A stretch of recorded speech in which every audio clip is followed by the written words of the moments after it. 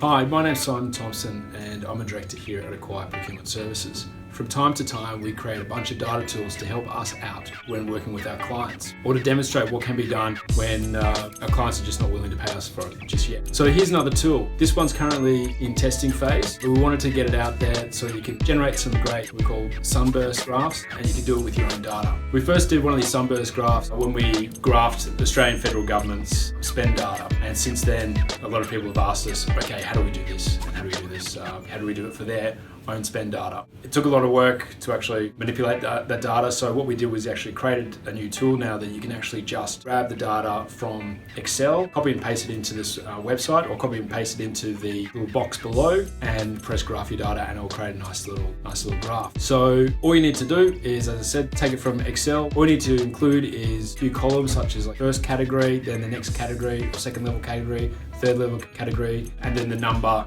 related to that. So if you just copy and paste the data that already exists as an example underneath in this box and put it in, copy and paste it into Excel, you get an example of what it actually looks like.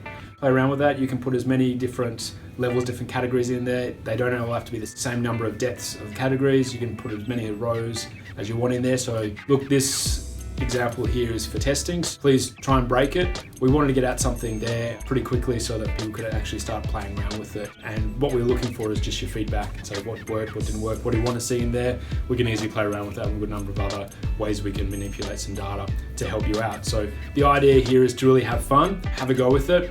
If you're trying to use it and it doesn't work, you may be using Internet Explorer. If so, turn it off. Try it with Chrome, try it with Firefox, some other thing that's actually being developed in probably the last couple of years. Have a go. Hopefully you'll actually be able to graph some cool stuff of some of your spend data. You can use it for obviously work spend data. You can put in there some information relating to any budget that you've recently done for home or whatever. And it's an interactive way to actually play around with it. If you want to share that information or share the graph, just click on the share tab. It's just right above this video. So click on that. It'll then have a link. It's a really long link, but don't worry about that. Just once you click on that box, it'll highlight it, cut and paste it into an Excel and email it to someone, and they'll be able to click on it and it'll replicate that graph for you. Have a play around with it. Hope you have some fun and provide us some feedback.